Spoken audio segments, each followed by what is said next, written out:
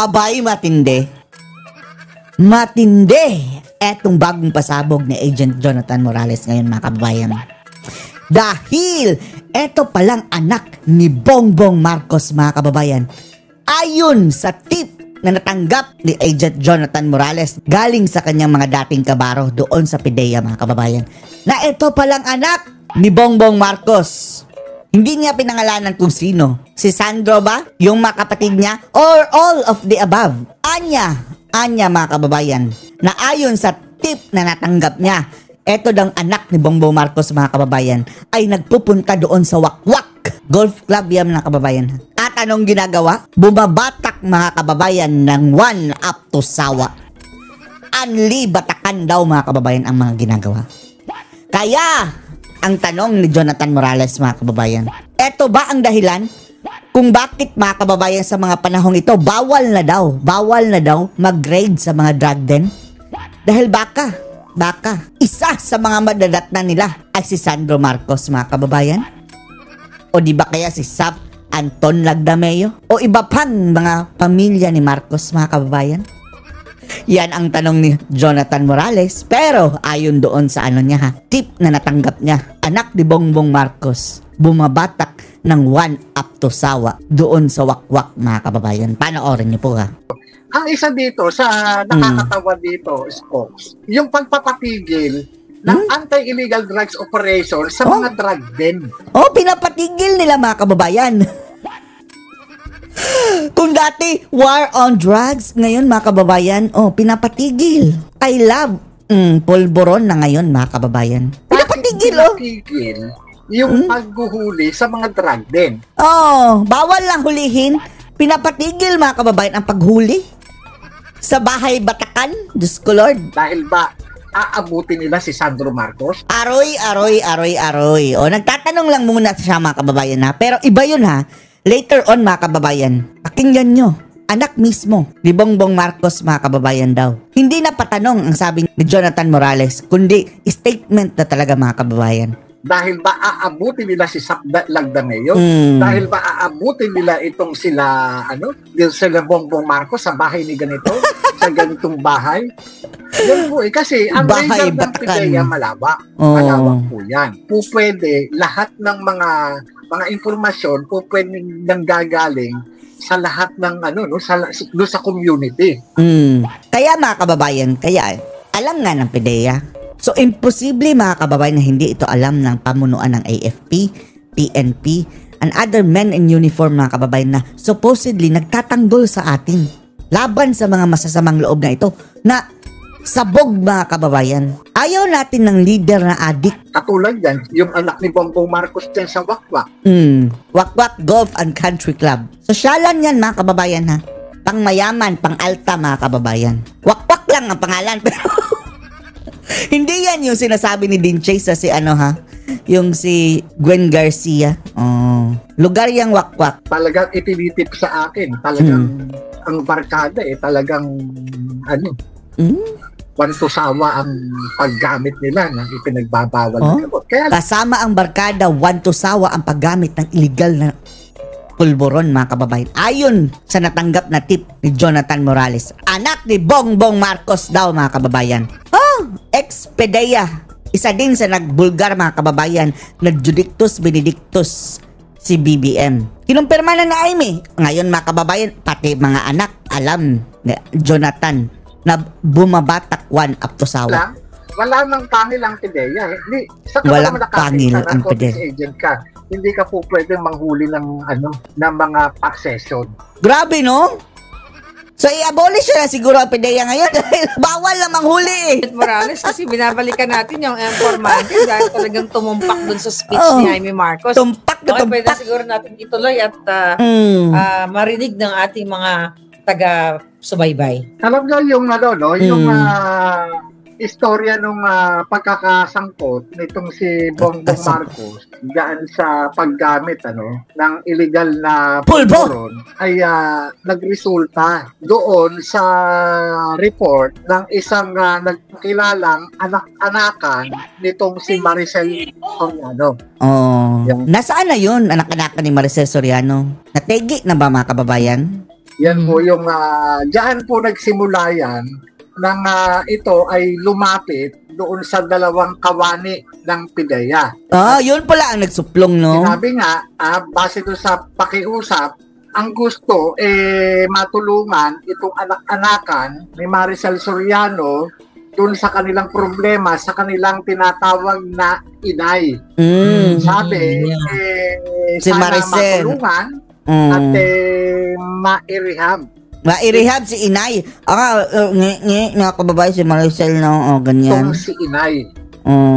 At nung ito kausapin nung dalawang empleyado ng PIDEA, di ba mga kababayan, may usap-usapan na doon nga sa Rockwell daw na kondo, mga kababayan, habang sabog na sabog daw yang si inay. Ayon doon sa usap-usapan, naglalakad sa labi ng hubot-hubad, mga kababayan. Diyos ko, Lord! Lumalabas na ito ganyan talaga kapag Judy. Palang si inay ay mayroong mga kabarkada at mga kaibigan na mga prominenteng tao. Kabilang na si Bonget. Yung isang senador na nagngangalang Bongbong Marcos alias Bonget. Yan po yun. At kasama yung kanyang mga kabarkada. Doon sila kumupwesto. At doon sa base, doon sa kwento nung anak-anakan na yun, ang napagkasunduan, tutulungan. I-rehab itong anak-anakan na ma-rehab itong si inay. Maricel Maricel Soriano. Soriano. Ganyan ang binanggit, mga kababayan, ha. At alam nyo ba, mga kababayan, ang mga kasong hinaharap ngayon ni PIDEA agent Jonathan Morales, ang nagsampa si inay Maricel Soriano, mga kababayan. So dagdag kaso na naman ito ni Maricel Soriano kay Jonathan. Yung binigay yung yung lugar kung saan at kung 46 yun dyan ngayon sa harapan mo. Memorize Ngayon, ang nangyari, siyempre, nakarating sa kaalaman namin yan, no, base sa dahil na yung trabaho na yan, sa pagkakaalam ko, no, iniaalok yan kung kani-kanino doon sa PIDEA, doon sa mga operating unit. At isa nga kami doon sa operating unit na nakatanggap niyang informasyon na yan. Ayun, sa amin, siyempre, pagka ganyan nakakatanggap kami ng ng mga information yan, number one, siyempre, i-check namin yung veracity ng information. Magkakaroon kami ng mga counter-checking, tama ba yung meron ba talaga, nag-i-exist ba yung lugar, nag-i-exist ba yung mga personalidad.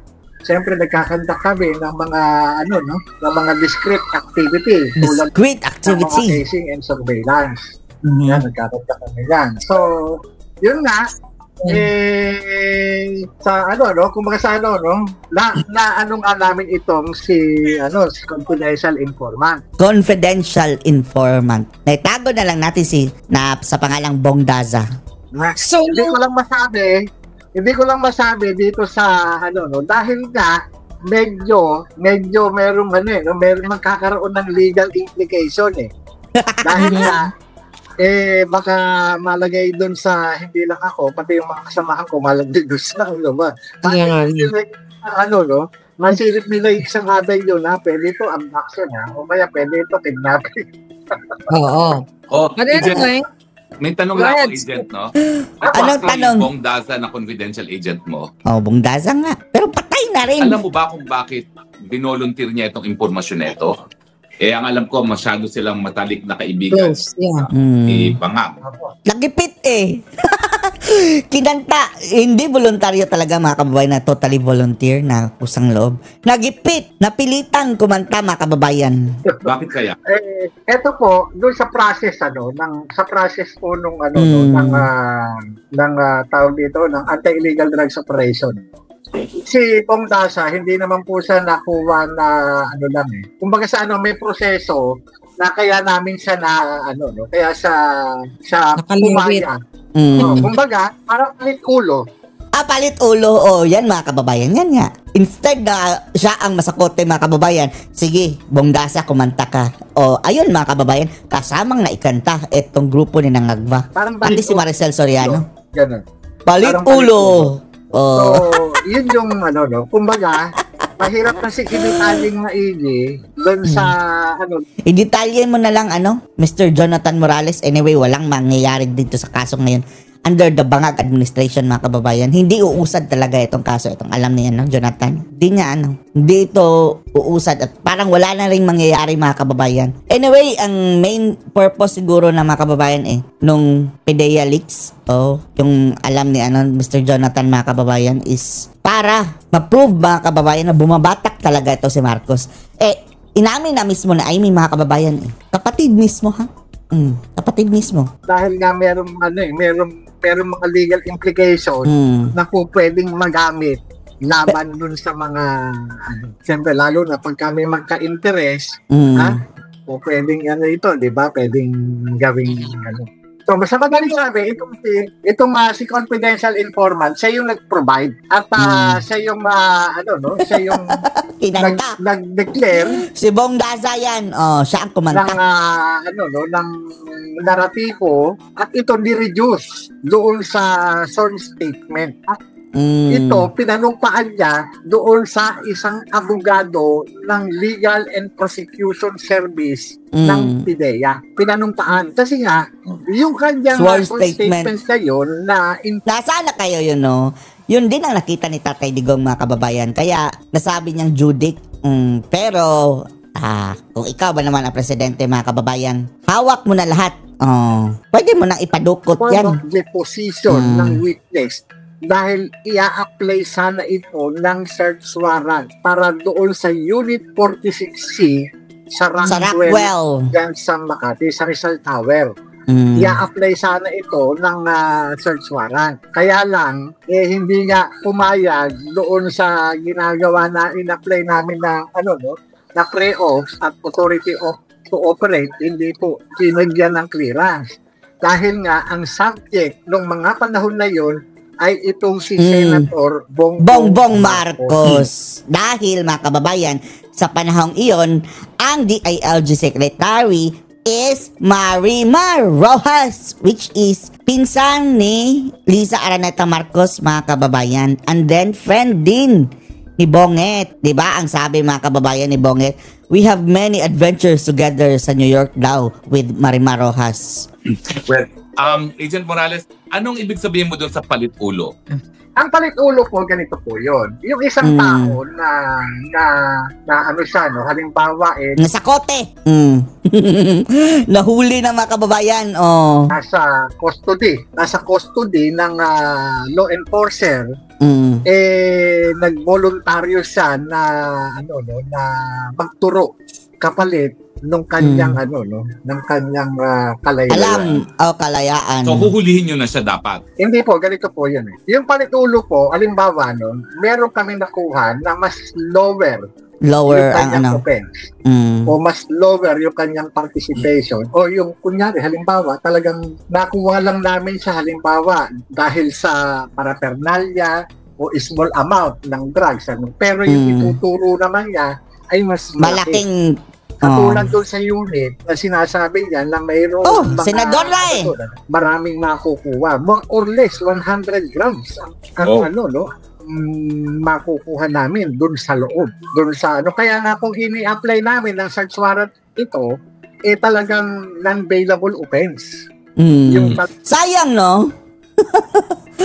Humarang ang mga kababayan, etong nasa otoridad nung panahon ni Pinoy at saka panahon ni Mar Rojas as DILG Secretary. Kung hindi sana, wala sana tayong presidente, mga kababayan, na Marcos ngayon dahil non-bailable. Talagang aabutin nung yung person na may custody nung dangerous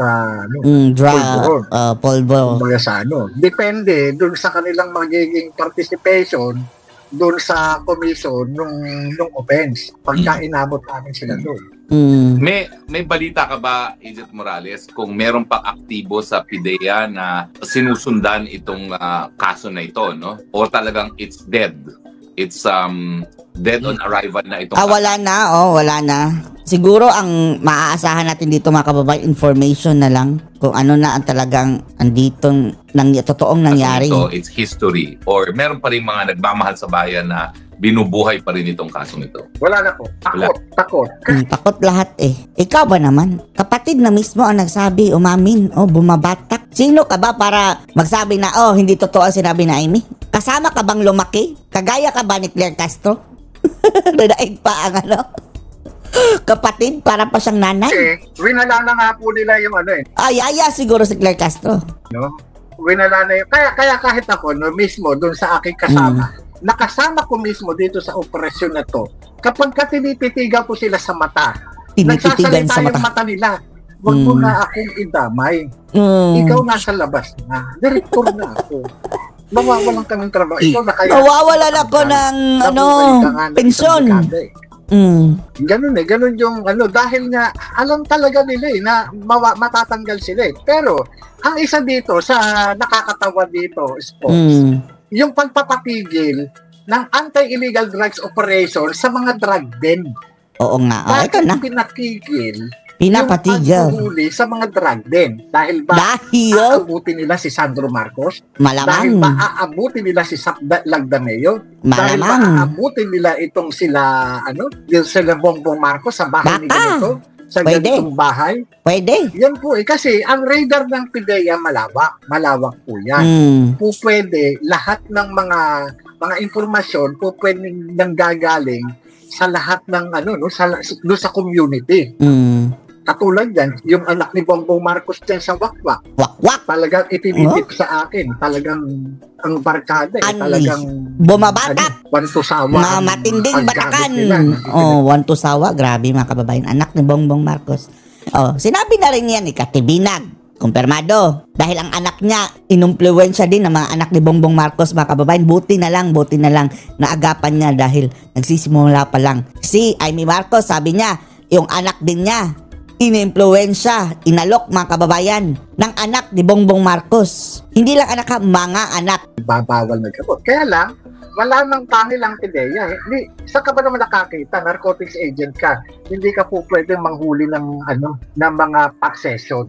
So, tinawag nga hindi pwede manghuli. Senator Marcoleta, itong si Senator Amy Marcos. Sabi ko, si Senator Amy. Isa sa mga kababayan ang sabi ni si Senator Amy, ang mga anak niya, inalok din. Kaya palang iwi yung anak ni mga kababayan ni Amy dahil na-impluwensya mga kababayan ng mga pinsan ng Judic. Sa akin kasi ang inaano ko, yung bang magsabi na siya ng totoo sabi ni Commander, ba't mo muna pakinggan mo muna, huwag kang ingay. So, pakinggan. Sa Amy, yung speech. Sa umpisa mga kababayan, medyo tumaas pa ang kilay natin. Ano na naman bang pambubudol ito? Pero yun pala, salamat naman Amy. At least, yan naman talaga ang panawagan natin mga kababayan. Na just confirm it. Yan lang.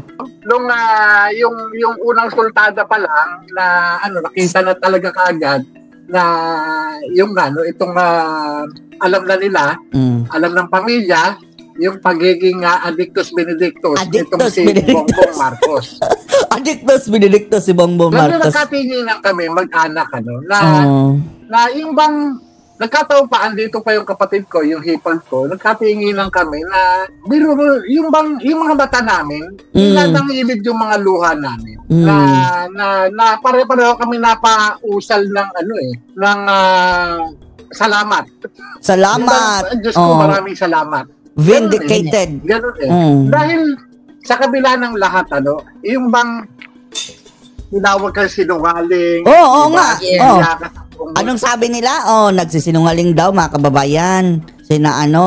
Si Jonathan Morales. At ang mga kababayan, yung nag-aakusa ka Jonathan Morales na sinungaling siya. Ngayon mga kababayan, makakasuhan. Buti nga sa'yo, Jinggoy Estrada.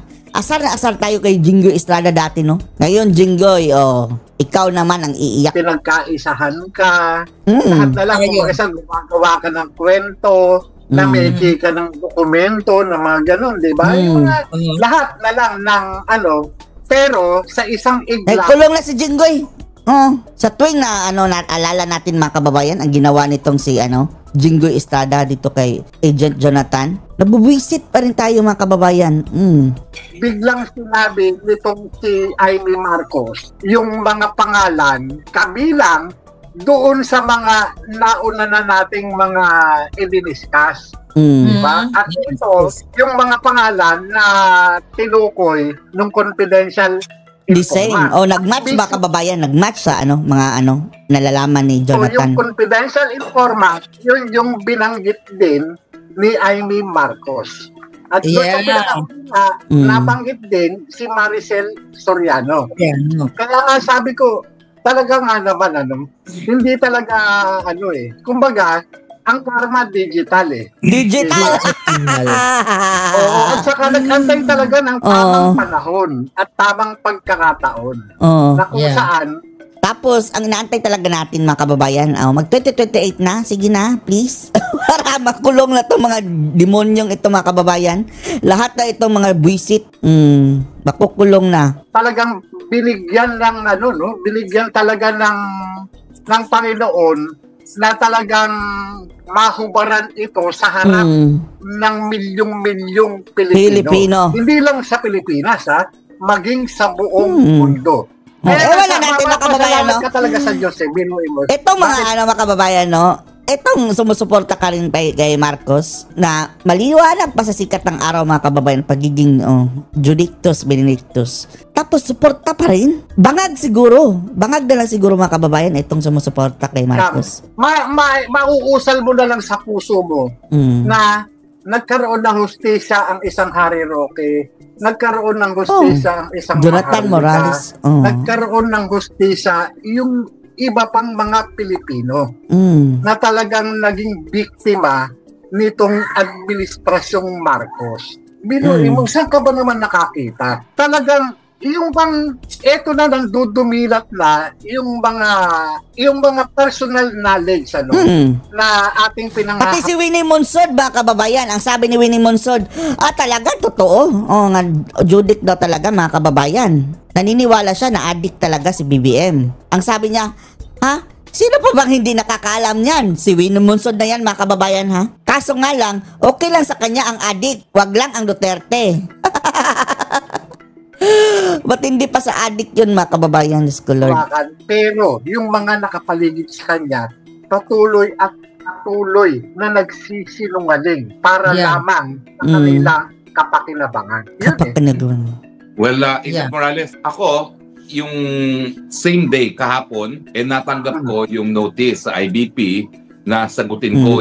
Papadisbar daw si Attorney Harry Roque mga kababayan dahil siya daw nagsabi na addict si Marcos. Ngayon, matibag for disbarment dahil nga dyan kinumpirma sa ni yung video na yan. So, hindi ko pa nga nakakausap yung aking mga abogado kung paano sasagutin at nangyari na ito. So, ngayon, ang sasabihin ko lang, i-attach nyo na lang yung speech ni Amy Marcos at sabihin natin kung dapat na akong i-disbar sa pagkakas ng maling informasyon dahil yun ang sinasabi nila. Ikaw ba, meron ka pang mga demanda na hinaharap dahil ikaw ay lumantad tungkol dun sa confidential agent mo at magagamit mo ngayon itong statement ni Amy Marcos para sa iyong depensa? Kaya nga po Pero yun sa akin, ang mga kalaban ko, yung mga tumayong abogado nitong si Maricel Soriano. Yan mga kababayan. Ang nanggigipit ngayon mga kababayan, ginamit ng administrasyong NAGVA si Maricel Soriano para gipitin si Jonathan, si Sir Agent Jonathan Morales mga kababayan. Yung grupo nitong yan yung mga ginagamit ng Malacanang laban sa akin. Bagamat ibang kaso yung mga ibinabato nila sa akin, pero ganun pa rin inaharap ko pa rin. At talagang sabi ko nga itong mga kaso na talagang kinakaharap natin sa halip na mabawasan. Nadagdagan. Dumadami. Puro naman meron ka mga bubuwit, mga puting ahas din, gaya ng puting ahas ni Maharlika na nagsasabi sa iyo kung paano ngayon ang ihip ng hangin sa isipan ng kasundaluhan at ating mga kapulisan. Ay, ewan lang natin. Ano na ba itong baka bumangag na rin mga kababayan ang mga leaders lang mga leaders. Pero yung mga ordinaryong mga sundalo mga kababayan, galit na galit na. Galit na galit na. Makikita yan mga kababayan na ni isa sa mga inendorso ni Bangag mga kababayan, wala talagang sinunod ang men in uniform. Opo. Ako po dati pulis. At ito yung ang problema natin dito sa is yung loyalty sa pera nitong mga officers ng AFP at saka ng PNP. Ang sa ground, marami na talaga ang gustong bumaliktad. Kaya lang, nakasalalay sa kanila yung kakainin ng pamilya. Ang nangyari mga kababayan yung nasa taas, yan ang mga busog na busog. Marami ang nag-aantay talaga na magkaroon ng talaga doon sa itaas kung mayroon lang talaga na magpapasya diyan na mag-withdraw ng support, ayan na, tuloy-tuloy na yan. Tuloy-tuloy na itong mga palagi nagtatanungan yung mga yan. Kaya nga, ang nangyari sa mga sa mga kasama natin, sa mga kapatid natin sa paghawak ng sandatan, pati yung mga cellphone nila ibinabawal. Talagang kontrolado, pati yung mga social media talaga minomonitor sila dahil nga sa takot nitong administrasyon.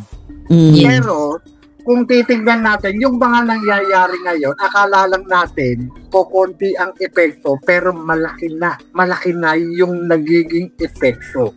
Malaki na ang damage na nagagawa sa administrasyong Marcos nitong mga ginagawang pagkilos. Apektado na sila. Ito lang yung mga... Madali lang yan mga kababayan, kapag lalong-lalo na't bangag. Mind games lang yan. Madaling mapaning yung mga ngagba mga kababayan Ginagawang ito ng iglesia, talagang bumaha ng pera. May advantage tayo mga kababayan dahil tayo, nag-iisip tayo ng nasa katinuan. Etong mga bangag mga kababayan, they will eventually screw themselves. Kagaya na nangyayari ngayon. Relax lang tayo. And then mga kababayan, inalaboso nila ang kanilang mga sarili. Mga bangag kumita na naman ng kumita yung pamunuan ng Armed Forces of the Philippines at ng Philippine National Police. Sa bawat gulo o sa bawat pag-aklas ng taong bayan, lumalabas ang pera. Pero ang masakit dito, kaya nga nananawagan. Ito mga kababayan, nakakatawa sa tuwing may sakuna mga kababayan, walang perang lumalabas. Hindi mo nakikita itong mga kasundaluhan at kapulisan na tumutulong talaga. Pero rally mga kababayan, dito mo pa nakikita. Marami pala sila. Ganyan ang mga kababayan, galawan ng bagoong Pilipinas. Yan tayo, doon sa ating mga kasamahan, gumising kayo. Kayo ang nakaharap. Kayo ang naging balas sa kanya. Garbled ang video ni Agent Morales o ako ba ang mali ng internet? Ikaw! Hello. Yan. Baka napuputol yung aking linya. Yan. Hindi! Ito yung kaya nga lahat ng mga nakikinabang dyan, kayo kawawa. Kasi itong mga ito talagang sila yung mga talagang humihiga sa pera samantala kayo nakahiga sa kalsada.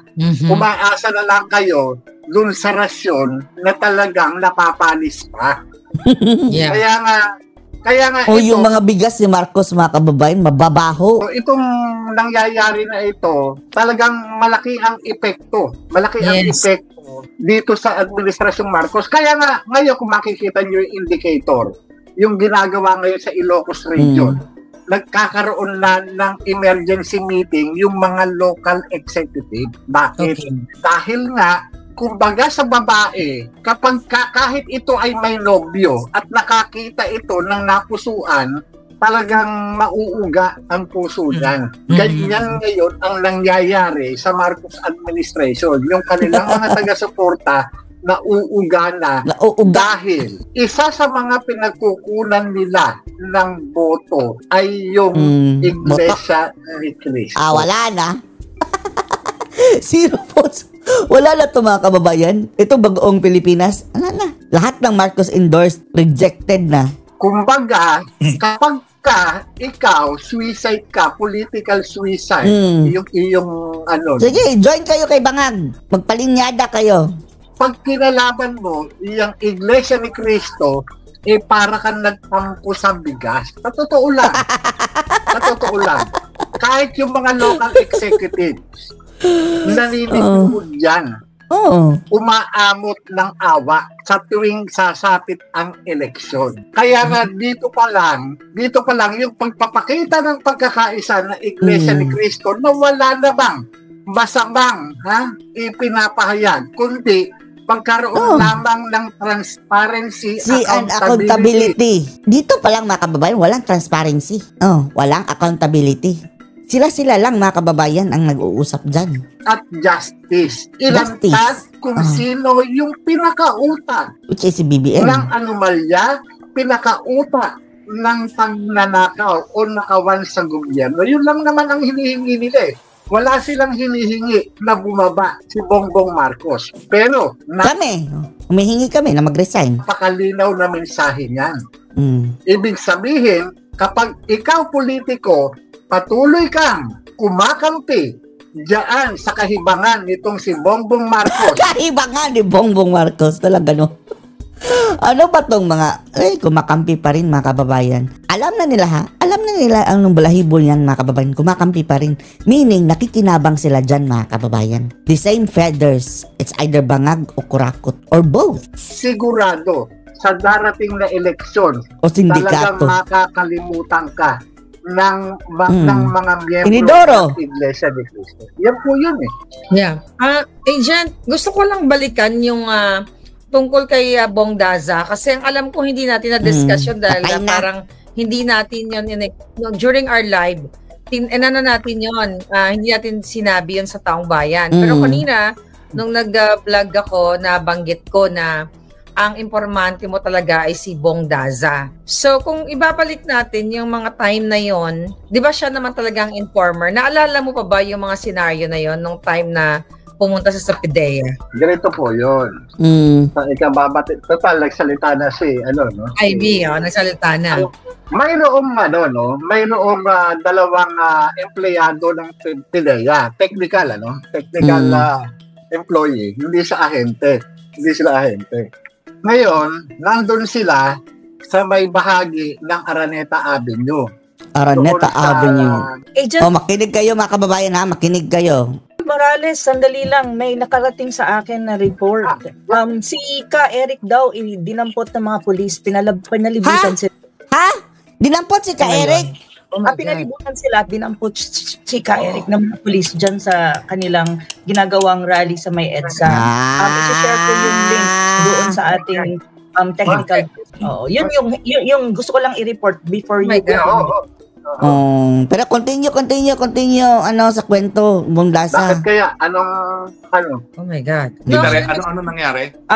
Ang sabi sa akin sa report ng ating mga kababayan na nandun sa EDSA, dinampot ata ng mga pulis si Ka Eric at saka pinalibutan sila. Tapos nag-send sila ng video link sa akin. Ibibigay ko dun sa ating technical para makita natin kung ano nangyari. Pero yun lang ang initial report na natanggap ko ngayon. At saka yun muna. Na pinalibutan daw sila ng mga pulis. So yun. Mukhang si Ka Eric ang kauna-unahang inaresto mula nung expose ni Marcos, no? Pero anyway, Si Ka Eric ba ang na-aresto una? Ito yung sinasabi ni Agent Morales. Go ahead. Bago mo tuloy, Agent.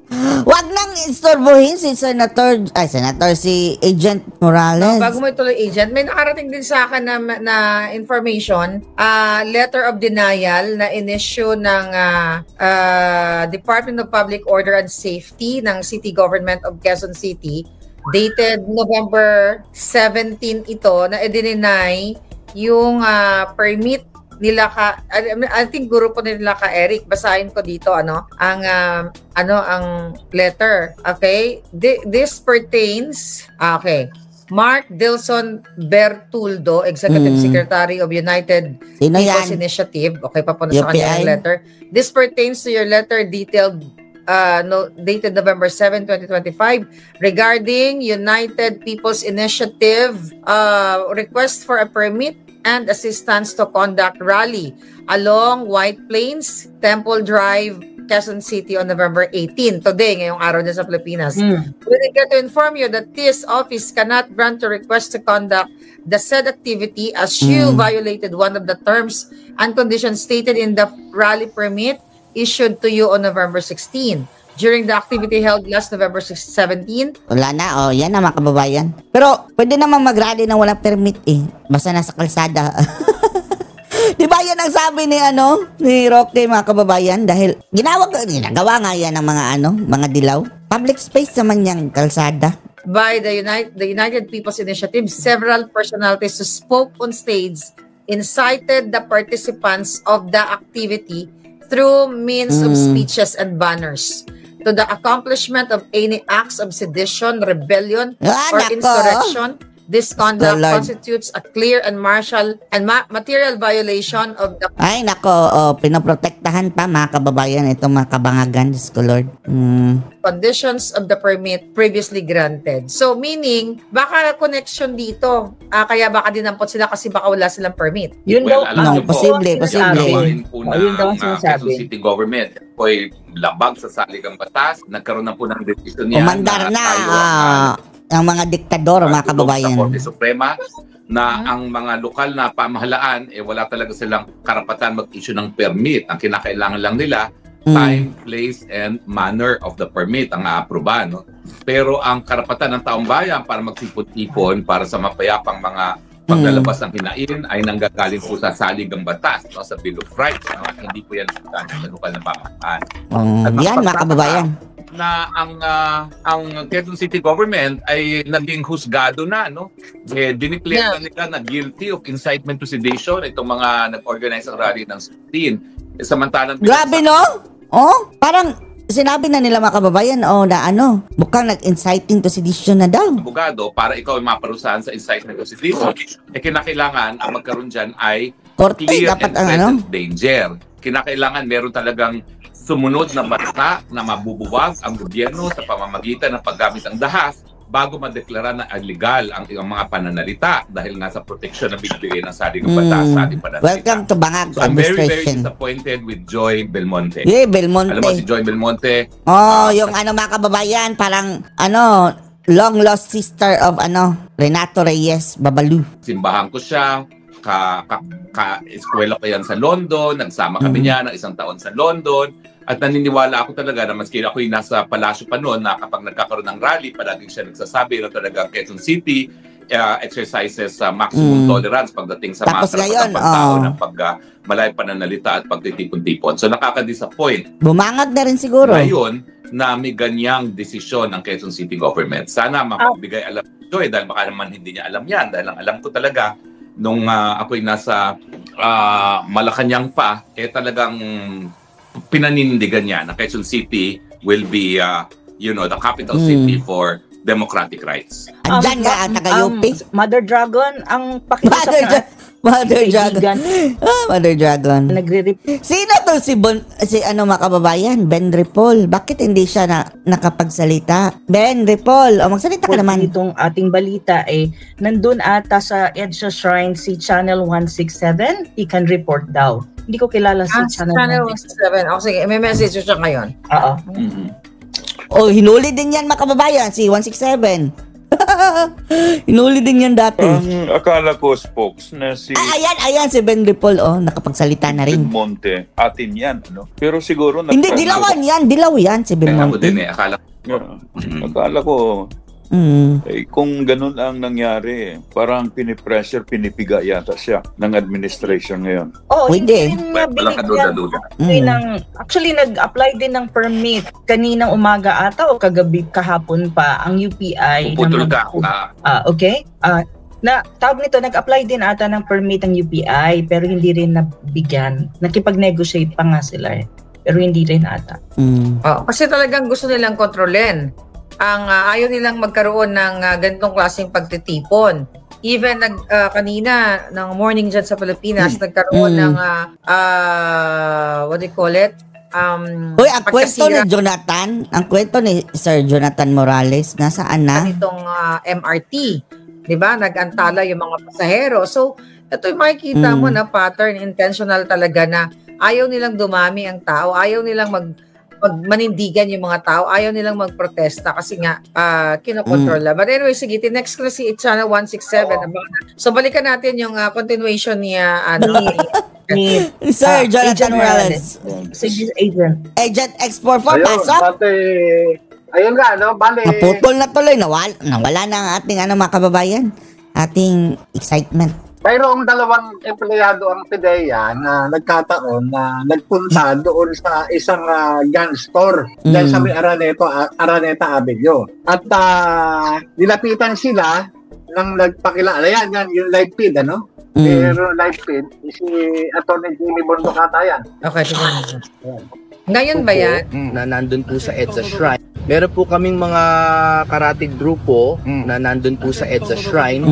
And we are very happy that they have allowed us to join them. So magkakaisa na lang po kami ng pwersa. Ang kwento ni Sir Jonathan, nasaan na? Okay.